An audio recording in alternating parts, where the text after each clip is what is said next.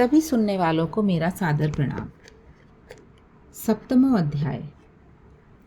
सशंख चक्रम सकिरीटकुंडलम सपीतवस्त्रम सशीरुहेक्षणम सहारिवक्षस्थलकौस्तुभश्यम नमामि विष्णुं शीर्षा चतुर्भुजम। सूत जी बोले, हे तपोधन, आप लोगों ने जो प्रश्न किया है वही प्रश्न नारद ने नारायण से किया था। सो नारायण ने जो उत्तर दिया वही हम आप लोगों से कहते हैं। नारद जी बोले, विष्णु ने अधिक मास का अपार दुख निवेदन करके जब मौन धारण किया, तब हे बद्रीपते पुरुषोत्तम ने क्या किया, सो इस समय आप हमसे कहिए। श्री नारायण बोले, हे वत्स, गोलोकनाथ श्री कृष्ण ने विष्णु के प्रति जो कहा वह अत्यंत गुप्त है, परंतु भक्त, आस्तिक, सेवक, दंभ रहित अधिकारी पुरुष को कहना चाहिए। अतः मैं सब कहता हूँ, सुनो। यह आख्यान सत्कीर्ति, पुण्य, यश, सुपुत्र का दाता, राजा को वश में करने वाला है और दरिद्रता को नाश करने वाला एवं बड़े पुण्यों से सुनने को मिलता है। जिस प्रकार इसको सुने उसी प्रकार अनन्य भक्ति से सुने हुए कर्मों को करना भी चाहिए। श्री पुरुषोत्तम बोले, हे विष्णु, आपने बड़ा अच्छा काम किया जो मलमास को लेकर यहाँ आए। इससे आप लोगों में कीर्ति पावेंगे। आपने जिसका उद्धार स्वीकार किया उसको हमने ही स्वीकार किया, ऐसा समझें। अतः इसको हम अपने समान सर्वोपरि करेंगे। गुणों से, कीर्ति से, अनुभव से, सड़ ऐश्वर्य से, पराक्रम से, भक्तों को वर देने से और भी जो मेरे गुण हैं उनसे मैं पुरुषोत्तम जैसे लोक में प्रसी हूँ, वैसे ही यह मलमास भी लोकों में पुरुषोत्तम करके प्रसिद्ध होगा। मेरे में जितने गुण हैं वे सब आज से मैंने इसे दे दिए। पुरुषोत्तम, जो मेरा नाम लोक तथा वेद में प्रसिद्ध है, वह भी आपकी प्रसन्नता के लिए आज मैं इसे दे देता हूँ। हे मधुसूदन, आज से इस अधिक मास का स्वामी भी मैं हूँ। इसके पुरुषोत्तम इस नाम से सब जगत पवित्र होगा। मेरी समानता पाकर यह अधिक मास सब मासों का राजा होगा। यह अधिक मास जगत पूज्य एवं जगत से वंदना करवाने के योग्य है। इसकी पूजा और व्रत जो करेंगे उनके दुख और दारिद्र्य का नाश होगा। चैत्र आदि सब मास सकाम है, इनको हमने निष्काम किया है। इसको हमने अपने समान समस्त प्राणियों को मोक्ष देने वाला बनाया है। जो प्राणी सकाम अथवा निष्काम होकर अधिक मास का पूजन करेगा वह अपने सब कर्मों को भस्म कर निश्चय मुझको ही प्राप्त होगा। जिस परम पद प्राप्ति के लिए बड़े भाग्यवान यति ब्रह्मचारी लोग तप करते हैं और महात्मा लोग निराहार व्रत करते हैं, ऐसे दृढ़ व्रत लोग फल, पत्ता, वायु भक्षण करते हैं और काम क्रोध रहित जितेंद्रिय रहते हैं। वे और वर्षा काल में मैदान में रहने वाले, जाड़े में शीत, गर्मी में धूप सहन करने वाले मेरे पद के लिए यत्न करते रहते हैं। हे गरुड़ध्वज, तब भी वे मेरे अव्यय परम पद को नहीं प्राप्त होते हैं, परंतु पुरुषोत्तम के भक्त एक मास के ही व्रत से बिना परिश्रम, जरा मृत्यु रहित उस परम पद को प्राप्त हो सकते हैं। यह अधिक मास व्रत संपूर्ण साधनों में श्रेष्ठ साधन है और समस्त कामनाओं के फल की सिद्धि को देने वाला है। अतः इस पुरुषोत्तम मास का व्रत सबको करना चाहिए। हल से खेत में बोए हुए बीज जैसे करोड़ों गुना बढ़ते हैं, ऐसे ही मेरे पुरुषोत्तम मास में किया हुआ पुण्य करोड़ों गुना अधिक होता है।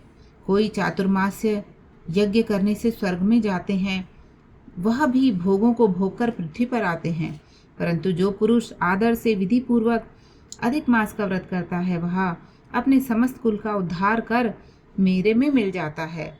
इसमें संशय नहीं है। हमको प्राप्त होकर प्राणी पुनः जन्म मृत्यु के भय से युक्त एवं आदि व्याधि और जरा से ग्रस्त संसार में फिर नहीं आता। जहाँ जाकर फिर पतन नहीं होता सो मेरा परम धाम है। ऐसा जो वेदों का वचन है वह सत्य है, असत्य कैसे हो सकता है। यह अधिक मास और इसका स्वामी मैं ही हूँ और मैंने ही इसे बनाया है। और पुरुषोत्तम, यह जो मेरा नाम है सो भी मैंने इसे दे दिया। अतः इसके भक्तों को मुझे दिन रात चिंता बनी रहती है। उसके भक्तों की मनोकामनाओं को मुझे ही पूर्ण करना पड़ता है। कभी कभी मेरे भक्तों का अपराध भी गणना में आ जाता है, परंतु पुरुषोत्तम मास के भक्तों का अपराध मैं कभी नहीं गिनता। हे विष्णु, मेरी आराधना से मेरे भक्तों की आराधना करना मुझे प्रिय है।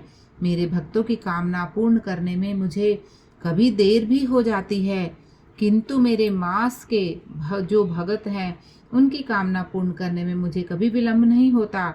मेरे मास के भगत हैं वे मेरे अत्यंत प्रिय हैं। जो मनुष्य इस अधिक मास में जप दान नहीं करते वे महामूर्ख हैं, और जो पुण्य कर्म रहित प्राणी स्नान भी नहीं करते एवं देवता तीर्थ द्विजों से द्वेष करते हैं वे दुष्ट अभागी और दूसरे के भाग्य से जीवन चलने वाले होते हैं।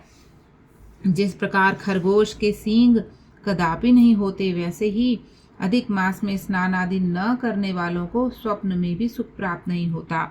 जो मूर्ख मेरे प्रिय मलमास का निरादर करते हैं और मलमास में धर्माचरण नहीं करते वे सर्वदा नरकगामी होते हैं।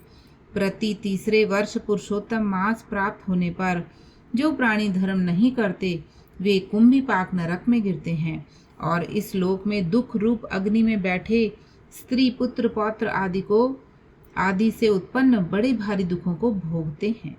जिन प्राणियों को यह मेरा पुण्यतम पुरुषोत्तम मास अज्ञान से व्यतीत हो जाए वे प्राणी कैसे सुखों को भोग सकते हैं। जो भाग्यशालिनी स्त्रियां सौभाग्य और पुत्र सुख चाहने की इच्छा से अधिक मास में स्नान दान पूजन आदि करती हैं, उन्हें सौभाग्य संपूर्ण संपत्ति और पुत्रदा यह अधिक मास देता है। जिनका यह मेरे नाम वाला पुरुषोत्तम मास दान आदि से रहित बीत जाता है, उनके अनुसार परिवार में नहीं रहता और न उन्हें पति सुख प्राप्त होता है। भाई पुत्र धनों का सुख तो उसे स्वप्न में भी दुर्लभ है। अतः विशेष करके सब प्राणियों को अधिक मास में स्नान पूजा जप आदि और विशेष करके शक्ति के अनुसार दान अवश्य करना चाहिए। जो मनुष्य इस पुरुषोत्तम में भक्तिपूर्वक मेरा पूजन करते हैं वे धन पुत्र और अनेक सुखों को भोग कर पुनः गोलोक के वासी होते हैं। मेरी आज्ञा से सब जन मेरे अधिक मास का पूजन करेंगे। मैंने सब मासों से उत्तम इसे बनाया है, इसलिए अधिक मास की चिंता त्याग कर हे रमापते, आप इस अतुलनीय पुरुषोत्तम मास को साथ लेकर अपने बैकुंठ में जाओ। श्री नारायण बोले। इस प्रकार भगवान श्री कृष्ण के मुख से रसिक वचन श्रवण कर विष्णु अत्यंत प्रसन्नता पूर्वक इस मलमास को अपने साथ लेकर नूतन जलधर के समान श्याम भगवान श्री कृष्ण को प्रणाम कर गरुड़ पर सवार हो शीघ्र वैकुंठ के प्रति चल दिए। 7वां अध्याय पूर्ण होता है। जय जय नारायण नारायण हरि हरि, स्वामी नारायण नारायण हरि हरि। जय जय नारायण नारायण हरि हरि।